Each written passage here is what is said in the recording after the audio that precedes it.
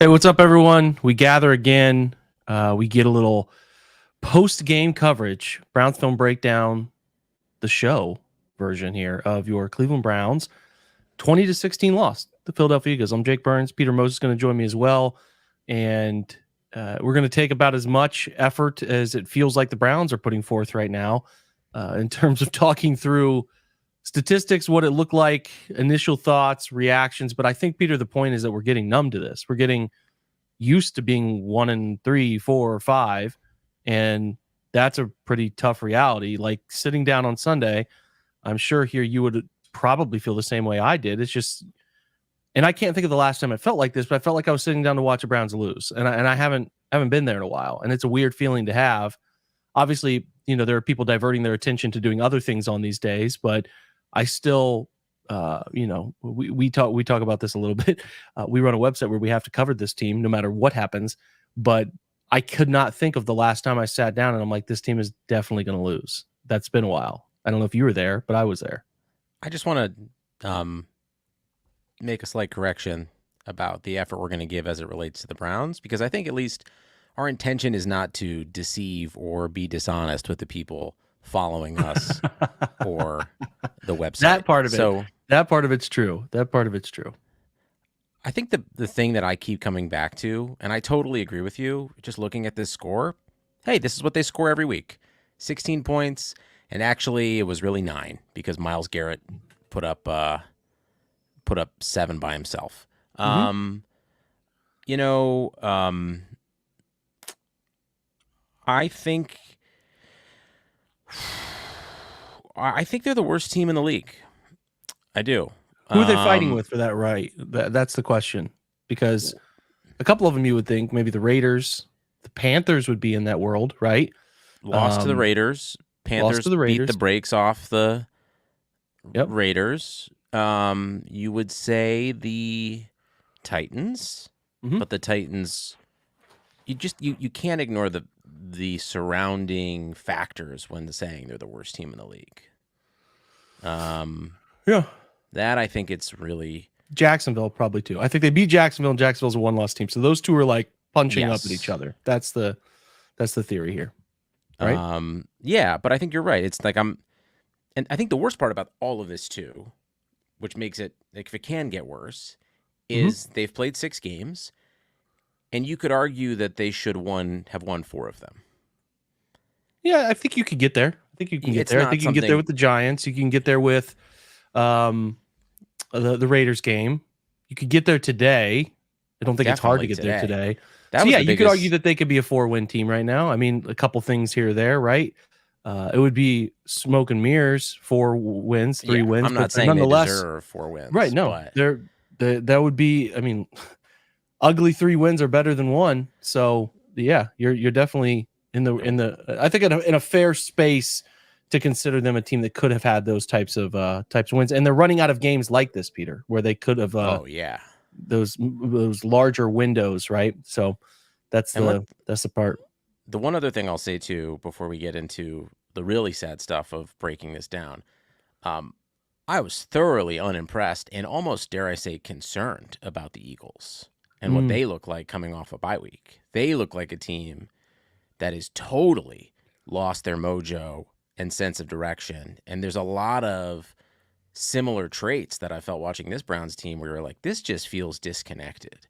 Their coach is yelling at the fans after the game. They put up, the only reason they put up 20 points is because Greg Newsome looked like he was driving in a city he's never been to before, asking directions while trying to cover one of their receivers. They looked awful. That was the worst part. I thought the Giants were honestly more impressive. I mean, it definitely felt to me like the Eagles were a team that showed up off of the bye, expecting to win, just going to happen. 9.5 point favorite. They were flat. They were flat, and I think the Eagles are going to win some games. They're not going to be I don't think they're a double-digit win team. The NFC East is a different discussion for us, but it is wide open. The Philly's not very good. Clearly, Dallas just got 40 burgered tonight, so they're certainly not anyone's favorite in that. And it's like Washington, while they're 4-1 and they have a great story, I certainly still think that roster is pretty flawed. So it is wide open. I think that the thing that struck me, Peter, is they've had 2 straight weeks of teams playing relatively well, all things considered. Phillies 2-2, whatever. But like, I thought that there was a chance for them to sneak up on somebody, like a chance where it's like, the Browns clearly stink. We're watching the tape of these guys. The line here in Vegas is telling us they stink, and we could get in, sneak out a win. They had a chance today. They had a chance. I thought the Commanders game early on, they were sleeping through that. The Commanders were. There was some really terrible decisions, leaving some opportunities to throw the football down the field. Browns weren't capitalizing. But you can only be so bad on offense and find a way to sneak out wins. Like the Panthers started to win a couple games and be in more games because Andy Dalton started to sling the pill around in a way that Bryce Young was unwilling or incapable of doing. The thing here we're watching and consuming, into the back to your original point when we came in here, is that the Browns are lying to us. They continue to start Deshaun Watson, and the motives are not we're putting the best team on the field to win football games. The motive here is we're trying to see if we can figure out if the trade that we made, that we are going to ride into the gates of hell doing, is it has any chance, that 1% chance, that it could leave that highway and go back into some sort of relevance. And in the process of doing that, despite all odds, and I want to say it's despite all odds because, I think you can have a situation that to fans paying close attention to your team is pretty obvious. It's just sitting there. They see it every week. They know the roster. They know the way the team's trying to play.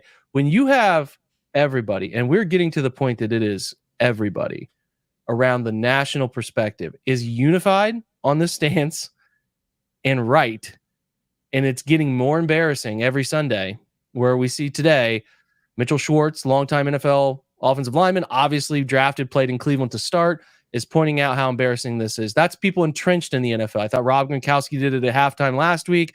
Ryan Fitzpatrick pointed it out. Then there are analysts who are obviously outside the world of the Browns, not inside the close, tight-knit group of understanding the team the way those of us who cover the team are. And they're pulling up data every week that shows this, on top of like just calling them out as a public embarrassment. And it's happening consistently and at a volume that I cannot recall people going after an individual player that a team continues to play. And you get Kevin after the game. We're going to continue to start him. I think this is pushing toward one of the, and we talked about this weeks ago, and now it's going to come to fruition, one of the most hostile home environments for a home team we've ever seen in any sport, other than like when a team is rightfully, like when a team is leaving their city, which we've seen that, right? We know how hostile that was. Like it is going to be as nasty up there for this endeavor with Watson starting, and the culture I shouldn't say really culture. I hate the word vibe, but the vibe is right. For the vibe between the fans and the football organization, it has a chance to be one of the ugliest things we've ever seen. Because I mean, I still think Cincinnati, despite being 1-4, is a pretty good football team, and I think they're clearly more talented than what the Browns are putting together. It's not even close. And even if the defense has been bad for Cincy, they're still going to be fine. So, like, the theory here is this loss obviously does put a bow on your, you don't come back from 1-5. Teams don't do that. So now you start to look at what are some things that you could do around the team to make it better, look to the future. What can we do? Can we play some young guys, et cetera, et cetera? And like, this is the world we're living in, where they're gonna continue to just push forward with Deshaun Watson. It's a little bit unfathomable where they're like putting the foot on the gas pedal. I cannot understand it. And in the midst of this, Peter, what's happening is the people that have been staunch supporters of Kevin Stefanski and Andrew Berry are now taking public shots at these guys, and they're going to ride the boat to the including us. Yes, including us. We're going to take a ride to the bottom of the ocean with this. That's where it's going. It's really hard to, I was thinking a lot about the Oakland A's today watching this game, because that fan base has been dragged through the mud in a way that you said related to them, the team leaving, but also them just bleeding them dry, not giving them the resources, sewage in that ballpark, like spewing everywhere. Truly a terrible situation. But I can't think outside of the A's of a more contentious and now abusive relationship between an organization and a fan base. I can't fathom the total disrespect, gaslighting, and just disregard for the people who support this team, that pay the Browns' hard-earned money, thousands and thousands and millions of dollars every year. And it sucks that Kevin Stefanski has to be the spear of that disrespect, but him coming out there and saying the same things he always does, like Ivy League Bill Belichick, is spitting in people's faces. And it's really sad that the person who we think is really smart, who could get another head coaching job, who definitely knows how to scheme up great offense, has kind of tainted at least his name and kind of his job in Cleveland, if not to a larger sense, because he seems smarter than this. Yeah. And he's lost a majority of the fan base. That doesn't even get to AB and the decisions that they've made there. And that's not even talking about the larger ownership structure either, which okay, we'll see it. We're all going to be real excited to hear about Brook Park sometime this month. If that's like, I just can't fathom at some point, like the comments, we put out a tweet was like, are you checked out? How are you feeling? And it's sad, man. It's just sad. That's the worst part about it, is like, these are people who just want to watch and love a football team. And they have, even when they've sucked, they've been so bad. And yet we all still love them. And yeah, we get frustrated with them and maybe we'll give up on a season in December or something like this. But I've just never seen the disdain for the fan base as it pertains to every decision and every comment and every inaction too, especially around Watson. And even if you are a fervent Watson supporter, live your life. Good for you. Congratulations. You are defending the quarterback who is on the worst offense in the history of the modern Cleveland Browns in the last 30 years. So I said this too on this pod a little while back or on one of these postgame shows, like, we're all wrong. Whether you hate Watson or love him, we're all in the same bucket of the worst offense ever. And to say that Watson is playing well, but this offense around him and the coaching and the line and the receivers are the fault, like, you are living in an absolute delusional state.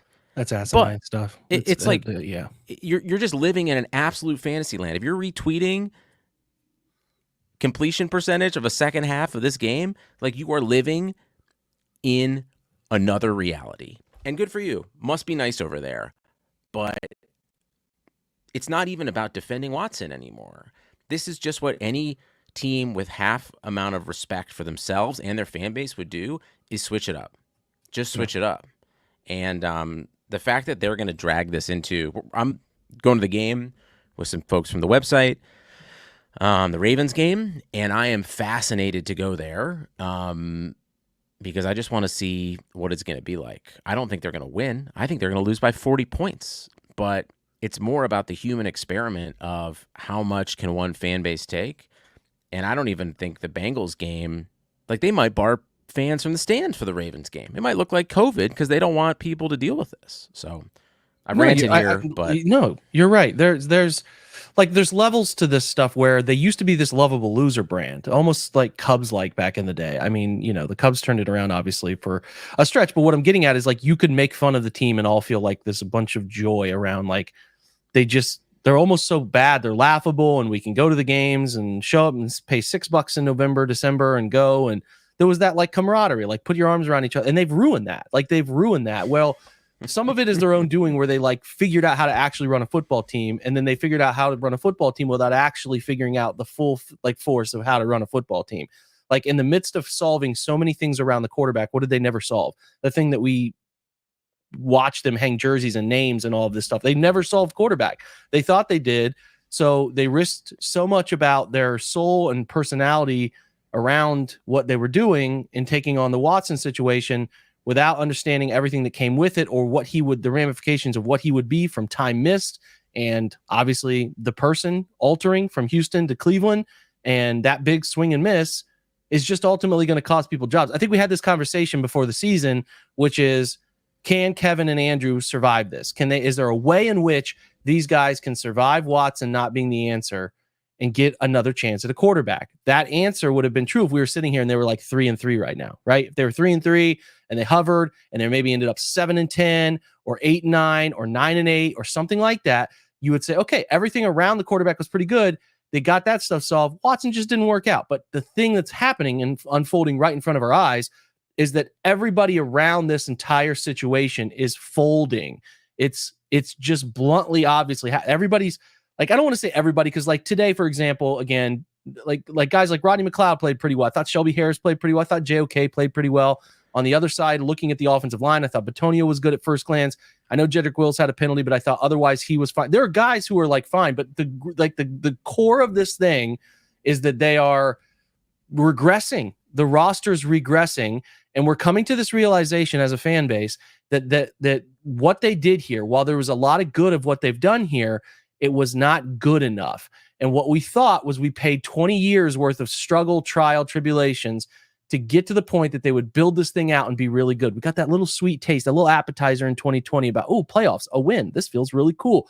And then 21, you see it. We're a quarterback away. All these young pieces. This is exciting. Quarterback away. They decide to take that quarterback away decision and give it to Watson. And from that decision, everything has rolled downhill in an aggressive fashion. There was this little miracle that happened where this 38-year-old, 39-year-old guy waltzed into the building and started to turn things around in a way that you couldn't quite quantify. You know, you had this thing happen to you, and it was a really cool thing, and it was a blip on the negative radar, and it felt great. It felt cool. It didn't feel real because you knew it was going to come to an end, but it felt great. And then we're back in the thick of this, like, oh, they moved on from that little blip that we had. They're back in this world of like this guy bringing everybody around him down, and we're living in that again. And it's the worst place for this to be. It is the lowest the pendulum has swung. I will argue, and people can argue back at me. That's fine. It is the lowest. The amount of apathy the fan base has right now, I think, is at the lowest pendulum it's been since the return. I genuinely feel that way. You could fight with me, baby, about the expectations of 2008. You could get there with me on that because everybody thought that team with DA and all those guys and Braylon coming back were going to be really good. You could kind of push a little bit back on me with the Johnny Manziel time, coming off 14. Vibes were pretty high. But this was real. You've been to the playoffs. You've watched this roster be built, and you watch them go out and do these things to get a quarterback that you thought you could make it work with, that you thought was going to be elite. And he's actually the worst. He's not average. He's the worst quarterback in the league. And I'm not just being like biased here. Statistics will tell you this. There's only so far you can carry yourself, but the offensive line isn't very good or whatever else, right? You do the drops and blah, blah, blah. People put together really smart data that gives the quarterback back the benefit of the doubt of drops and sacks that are driven from offensive line calculations, really quick sacks, that he's still playing the worst in the NFL. So I think we're arriving at this point where we as a fan base, Peter, are ready to see something different. We're 6 weeks in, going into week 7. We've seen 1-5. We've seen enough. If these guys are unwilling in this crisis point to do something different when they have 70,000 people on top of them, yelling at them, making them feel tiny in their stadium next weekend, then I am to the point that I can't argue for them to stay, because I can't, there's nothing that I can say that makes any more sense than what is going on. You cannot, if the Brown, listen, I guess you could get to the conclusion that at the end of the year, they don't fire Andrew and Kevin, that it was, they got a promise. They got some guarantee from the ownership that they would stick around no matter what. They'd give him another year. Hell, we saw him keep Hugh Jackson against long odds. It could be done. But I think that's the only way that I am arriving at that conclusion, because right now, what they're doing is telling everybody out there to their face, this guy's good enough to still be our starter. We refuse to try anything different. He's good enough to be our starter. We're going to keep rolling with it. And I think, to your point, that as people have stomached all of the national criticism that has come with that decision 2 years ago, you could always, winning cures all. I'll just take the sport. In the sports world, winning cures all. It just does. And they have not done enough of that. And he has not been anywhere near good enough to get you to the point that you could feel like, I can stomach listening to this anymore. And it's not only that, it's people are starting to feel sorry for supporters of the fan base and all of this, because they continue to trudge it out there in front of you. They just continue to put these solutions they think are solutions, despite blatantly obvious evidence. They put it out in front of you. So that's where we're at. I don't care that. I think I understand why they made the decision about Baker. I understand why they made the decision about Flacco. But defenders, especially of the quarterback, it is so unfair to tell other fans that it doesn't hurt so bad. To watch Baker put up a 50 burger this week, to watch Flacco come in and lead a comeback win when we have statistically the worst quarterback. It's so deflating. And Eric in the comments said the worst thing, and I agree with him, the worst thing for any product isn't frustration, it's apathy. And I've never seen this level of people saying, you know what, I'm going to go fishing, or I'm going to take a nap, or I'm just going to live my life in a way that doesn't make it actively worse. And there has to be accountability for it. I don't know if even they have that quid pro quo from ownership, if the fan base would ever trust Stefanski and Barry again, regardless. There's a much larger conversation to be had about, as you've said, this roster that's been in regression for the last 6 games, and really the value of some of those pieces. Like, I don't know how much more Newsome I'll ever be able to watch, and like without banging my head against the wall. How much one high can you play, Peter? I mean, like, it's AJ Brown. He's a physical specimen. You cannot leave him for easy faith. Like, the defense was not that bad. They held Saquon Barkley to 2.7 yards per carry. The run defense was better, more sound. They got beat because they played predictable coverage again. I can't keep doing this with Jim Schwartz. Like, they ran mesh against man. It was easy. Well, it was wide open, very easy. And you're running slot fades to AJ Brown. You're running these are easy things to eventually crack the code. And I'm not even that mad at the defense. There's like 3 plays, but that's all it takes is 3 plays with this offense right now. Yeah, especially when your offense is scoring 9 points. I mean, The biggest thing is, because also the special teams got them 7 points. The biggest thing too to me is, so many decisions with draft picks and coaching, you understand them years later. And I don't know from a Stefanski level if there was in hindsight something as egregious as the decision between Brian Flores and Jim Schwartz, if that was true. And they had their pick between those two, because you see what Minnesota's doing. And the reason I also call them one of the worst teams in the league is, well, twofold. You can't say the Cleveland Browns without saying the most expensive roster in the history of football. You have to say that every time you say anything, because that has to matter. The second thing is, you see other teams being competitive and competent in just flashes with their offense. Bo Nix running around, even though, scoring, it's not serious, but like they're threatening.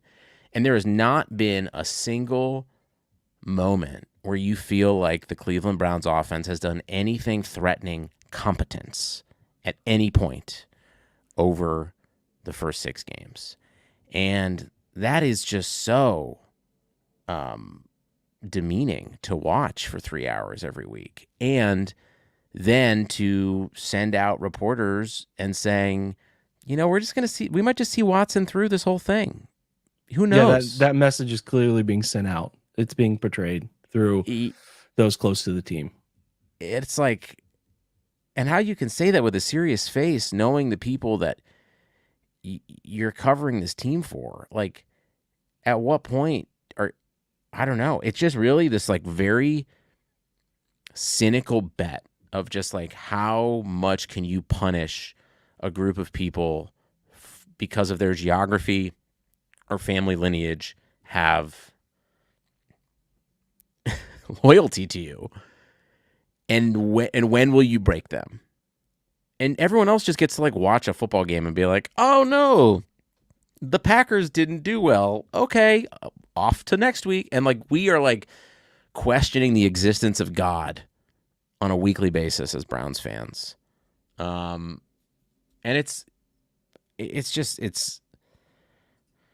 I'm fascinated from a human experiment level what the hell is going to happen in the stadium over the coming months. I can't even comprehend December. No, man. How are they going to get to Thanksgiving? They have 0 games of 20 points this year, 0 games of 200 yards passing, and it's just a ticking time bomb. All we're doing now is just waiting for when the thing is going to hit. Like, whatever that decision is, and the pacing at which that decision hits, I don't know. I don't think anyone has any insight on it right now. I think there's a lot of people playing the guessing game. You can find that guess and believe that guess wherever you want to. If they ride it out with Watson, fine, cool. They're going to continue to lose. Your draft pick will get better, and that goes probably going to get turned over to the next group of people running the organization, whoever the hell that could be when that time comes. If you continue to ride that. If it were, I'm a known idiot, but if it were me, I would say, how can I galvanize this team in any way? We watched the Jets, who knows if it's going to work out, but you do get to the point where like your team, your roster, your situation needs some sort of galvanization, and that comes from making some kind of drastic move. Well, what are the drastic moves? At this point, the drastic moves are you're firing your GM, you're firing a head coach, or you're replacing the quarterback. If they continue to march forward, putting up, and again, I've said this, I want to be kind of careful, Peter, because I've said this leading into the season, that Watson needs to play. He needs to get in games. He needs, like, the way he gets back to being himself is getting out there often, but you can only be so bad. You can only be so bad. You can like limp or kind of like figure it out, but maybe miss a couple plays here and there, be a part of an offense that can get to 20 points a game. There's so many avenues to just letting him play through it, but we are beyond the scope of letting him play through it. Like it's so that ship has sailed so far that you cannot continue to lie to people and give them this understanding that like he is going to give us the best chance to win every week. That's just not the case. I don't know, man. Maybe they said they're going to give him 1/3 of the season no matter what. Like that could be the case, I guess. But that's the world we're living in, where we have to kind of guess about this stuff because what our eyeballs are telling us is not matching up. Do I think the offense played that well today?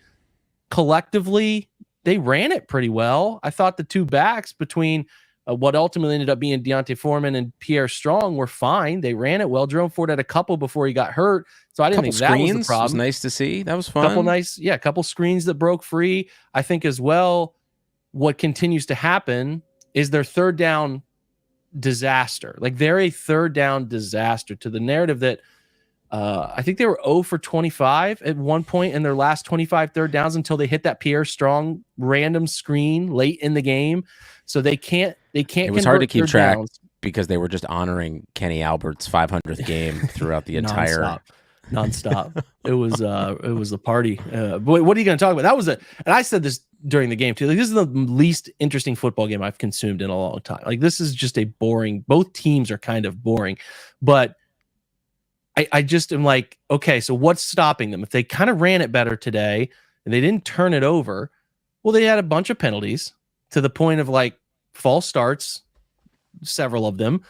They get a decent gain. They had the Foreman run on 3rd and 6 that they popped up the left side, get a holding call, and Jeff Swaim, the tight end, that one. You had another situation where deep in Philly territory, Watson actually is able to progress up into the pocket and run for 11 yards.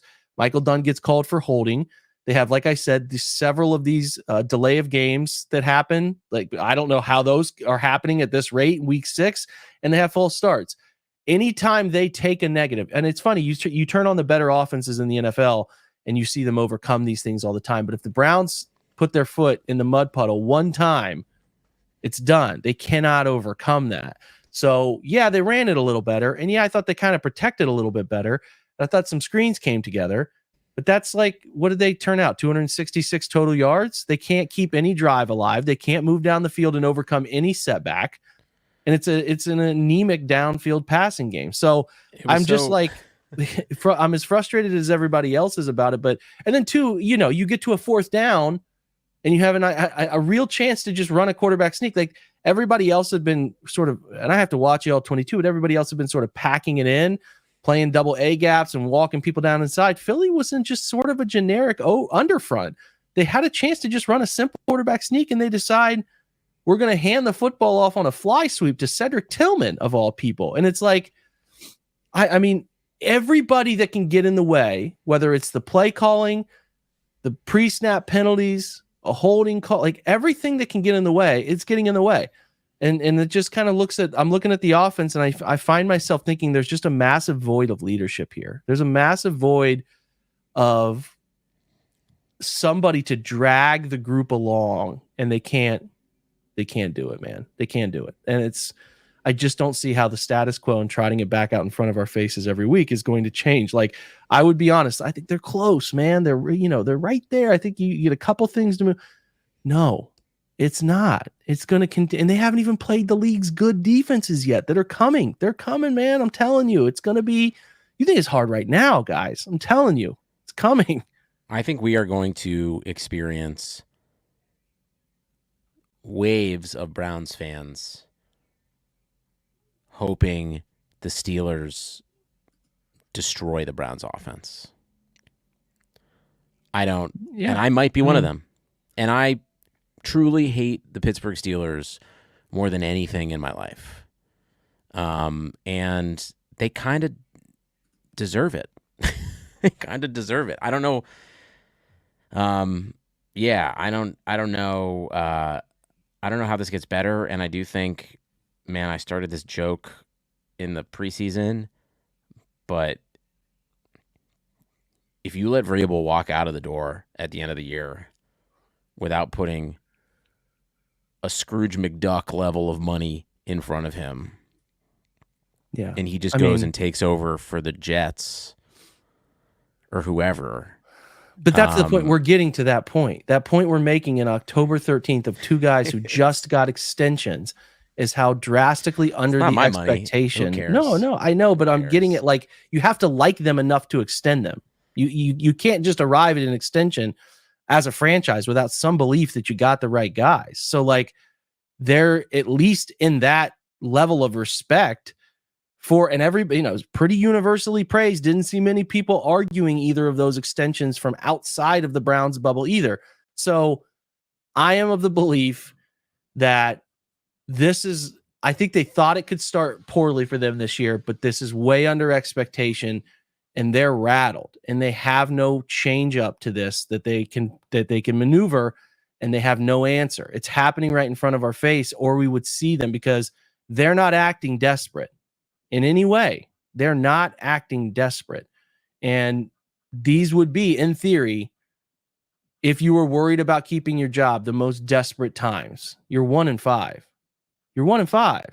You're among the conversation with the Raiders and the Panthers of being the worst football team in the NFL. And you're talking about a top 5 pick. You're talking about all of those things that come with where this is going. And I'm waiting for them to show from the top, really the top being Andrew Berry down, that there's any urgency to solve this. Because right now, they're not acting in that way, which I find to be extremely fascinating. Extremely fascinating, given what we are looking at and talking about here, which is you guys should be acting this way. We're not getting any of it. Not getting any of it. It is a fascinating melodrama that,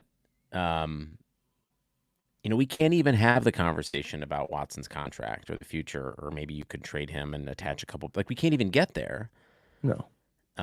We're much like some of his passes to the outside. We just can't literally make it there because we are still talking about this putrid offense.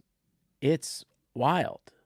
Like, you think about Colt McCoy, Charlie Fry, Spurgeon Wynn, some of these, just like, we wear all of those names like a badge of honor. And this is the worst, and it's not even like a fun, this is the worst. No, it's not. What storyline, what part of this is fun? What can you can't even lovable loser it. That's the point at the beginning of the show. There's nothing even like, look at these guys, man. I would even go one step further and say, watching Myles Garrett leap over the line and block that kick made me sad today. It did. It made me sad. It did. It just like totally encapsulated the fact that we're never going to put Myles in a position probably ever again to get back to the second round of the playoffs. And he's our defensive Joe Thomas. And it's Ward, Bitonio, and that's the thing Mitchell Schwartz was saying. And if, like, the guy you drafted who played for you, who is a really big public presence, is calling you out and trashing you, now you're also getting to the point where, like, okay, are you now affecting how players think about your organization? Yeah. about how they prioritize people's health, which they obviously don't keep people healthy, but Which if that's someone's a making big thing they've been working to turn. They've been working to turn free agents come here less because of money overpay and more because we're building something unique and special, and all of that is being turned on its head. I mean, it's happening in real time where it's, yeah, I hate the same old Browns stuff, but that's what it's reverted to. Plus the injury of the salt on the wound, or however you want it, what idiom you want to use for this, of like they're dealing with the Watson embarrassment at an all-time high. Like, you can say what you want about Russell Wilson. It wasn't this bad. It wasn't this bad for Russell Wilson. It wasn't. He might have had corny commercials and whatnot, but it just wasn't. It wasn't ever quite this bad. So beat the Browns last year. yeah, I just like, there's somebody made a good point there. There's 7 1-win teams. Here are the 1-win teams. The Jags, we referenced. The Patriots, 1-5. They lost 41-21 to the Texans today. Titans 1-4, lost 20-17 to the Colts. The 1-win Rams, who beat the 49ers, but that's another one-win team. And then you have the Browns and the Bengals, which, you know, I can't separate the Browns from any of those in a they're better than them framework. I can't. I mean, if you could have like a fun little 17 playoff there, I mean, I clearly think the Bengals are the best of that group by a pretty substantial amount, but like, the Browns are in the thick of this 6 weeks into the season, looking at, you know, being among, if not the worst record by the end of the season. And the reason I say that is because if you look at the Browns' schedule the rest of the way, they have played the quarter of their schedule that is the easiest part of it. It's going to get really hard coming up soon. It's coming up soon. So that's why the outlook is less like, oh, let's be optimistic about it. You know what I mean? Is not really a great way to spin this. I mean, until they make some drastic move, I don't think you're going to see a different vibe around the team. I just don't. I don't see that. So I think, again, I felt today, as we kind of wrap this up, because we could just spend the next 30 minutes here complaining, but like, I felt today for the first time 2 things. Not really for the first time one of them. I felt this way a little bit early in the season about the offense, but today I felt like the Browns were going to lose. And I cannot tell you the last time I went into a game 100% convinced that they were going to lose. And they fought. I'll give them credit. It was not a Commanders level effort per se. They fought. They played hard. Thought that was evident. But I thought they were going to lose, and I didn't really move off of that. I haven't been that way in a long time. I genuinely don't know if I can remember when I like, oh, I'm convinced they're going to lose this game. I would have to really do some mental challenging to myself there to figure that out. But the other part of it is like, I feel numb about the offense, because there's a great question asked up there, like, what would I do to change the offense? I mean, I would start with trying a different quarterback and see if the way that person processes the field and the way in which we're calling schemes and the way in which we're calling our offense ties better to that player, Jameis or DTR, right? I would do a little bit of that, just in theory, to try. You have to be drastic right now. They have to be desperate and drastic, or somebody is going to be that for them. They're going to remove them from the equation. So that's where we're at until they do something like that to show us they're serious about the thing that we think is pretty serious happening, unfolding right in front of us.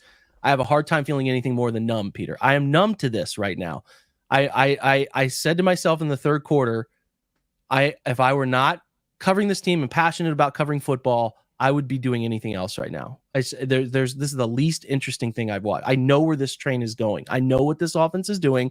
Every time it's second and long, I say punt team ready in my mind mentally, because I know they're not going to get the first down. And if they do, it's going to be pretty rare. And if they do, are they going to be able to string together 12 plays in the middle of a game? So when do they score? Like, this is it, and I'm done. And we haven't even covered the defense, which is a different conversation. But okay, so Dallas game over at halftime. I think they scored a late touchdown in that game. Jerry Jeudy caught one in garbage time. Jacksonville opening touchdown. Did they score another touchdown, or did they kick a bunch of field goals in the Jacksonville game? I cannot remember if they scored a second touchdown. I don't think. I know they scored on the opening drive. So opening script touchdown. I don't believe they did either. Okay, Giants game. Late touchdown. Game was Giants. No, because they had the safety. That's how they got to 18 points. There you go. So Giants game, late touchdown. I think early fourth quarter. Giants are just trying to hold on to the game. I think you had an opening script touchdown against the Raiders. Not another one. Like, there's nothing in the middle of like neutral score, close game, put together a drive to score a touchdown. None of it is happening.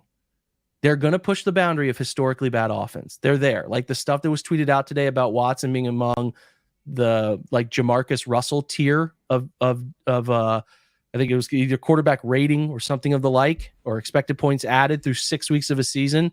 That's where it is.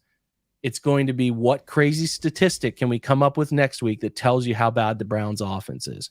And you got guys after the game, Kevin talking about, oh, there were some miscommunications in the first half. Peter, show me the urgency. There's no urgency. There's none. There's no urgency from anybody. You're talking about, oh, put that on me. You know, we don't. That stuff doesn't fly anymore, man. It doesn't fly. It can fly when you win some heroic games like last year, where you had a bunch of injuries and it was kind of cool because of what they did. It's over. That stuff is over. So you guys better get more open and raw about what's going on here and why you're making the decisions. The question is not are you starting Deshaun Watson next week? The question is, why are you starting him, and how does that send a message to the team and the fan base that this is the right move? That's the question. I don't care whether he's going to start. You're going to tell me that through the answer that I'm asking you, to the question I'm asking you right here. Why? Why? Because I've seen the other two quarterbacks do some things. I've seen it. He's not doing right now. Shout out to Larry. Larry in the comments who just said, "Time to smash that guitar." Yeah, who's breaking that guitar next week? Oh yeah. Man, I think that's a good tie-in to my last thought too. Both your point about the message that it's sending with Watson going out there and smashing the guitar. I'm sympathetic to people live in here who can't get enough of this stuff, just like us. I'm sympathetic to the casual fans who are sick of it. But I'm also really kind of nervous about the rest of this year because I don't think we've even scratched the surface of how angry and disgusted and potentially unpredictable this fan base could be. And I'm not saying that to be an alarmist, although I definitely can be hyperbolic and an alarmist. But I think you are pushing a group of people to their absolute limit where whether it's radio folks, people covering the team, people in the Muni lot, in the stadium, online for sure. But like, I'm just really nervous about where this is going to go for a fan base that does not deserve to be here. And that, I think, comes back to ownership, GM, and the coach. And I'm not saying they're responsible for the action of other people. But in this sense, I think there's a real correlation to people who just want to love their football team. And even if they're not going to win, they just want to have a good time and they want to connect with their friends and family and maybe drink some beers or grill out a little bit or just kind of forget about their troubles. And we are so beyond that right now that we got a lot of football left. We got 11 more games. And you have 3 months of football, folks. This is not December. This is not December in Berea. We're in October, not even halfway through it. Yeah. So, yeah, man. I mean, hey, by the way, we'll take a half a bill for that stadium in the next couple of weeks. We're going to make that announcement. So make sure you fork that over if you can as well, taxpayers. We'll take that. That's what's going on too. So that is a big part of this, which I really think it's like you want people to get politically motivated. Tell them they're paying for Deshaun Watson's new stadium. Mm-hmm. That's it. That's what's happening in front of us. You want to unify Democrats and Republicans? Tell them you're taxing them for this new ballpark. Yeah. It's just the timing of that is going to be quite funny. It's quite funny. All right, guys, we're going to get out of here. It is Bengals Giants tonight. Catch that. Obviously we root for New York. Maybe the Browns can stay tied at the bottom of the division for another week. Wouldn't that be great? Then they get the battle of 1 and 5s. the Ohio Cup battle next I week. wonder Yeah, what the largest line is. If the Giants pull that off, I wonder what the biggest line has been between 2, 1, and 5 teams. Because if I'm and one of them on the road, right? That's the other part of it. Like the Bengals would be coming up here with like, are they going to get 5 points, 5.5 on the road? Oh, I was going to say like 7.5. Yeah, maybe. But maybe that's just because like, that's the thing. You see the other team get to 13 points and you're like, well, it's over. Doesn't matter. Like the Bengals will score. That's the thing too. Yeah. So, 2 Jamar Chase touchdowns and it's over. Yeah, it might be 1. But anyway, that's it. That's it for today. We will circle back with some content for you guys tomorrow. Obviously covering film rooms and articles and talking through this and trying to just be cathartic for you guys about what's happening and trying to give you instant reaction to the things that are hopefully going to be bigger pieces of news in the coming weeks that can try to galvanize the situation that I think just needs life support. It needs a shock. It needs something. You can't keep rolling this out. It's the definition of insanity at this point. You cannot keep rolling this out and expect it to change. It is not going to change, folks. So we'll see if they can act accordingly, and we will try to react accordingly to what these guys do. On the last bit is maybe the Guardians can save us. They're in New York. They have a 7-game series coming up. ALCS, all the best to them. We're pulling for them. Hopefully they can give us some sort of reprieve from what we've been watching at the football team and continue to be a fun You know what, presence. Jake? Even if they don't, amazing series against the Tigers. It was fun to watch. Do not have a starting rotation. Have not had a starting rotation this entire year.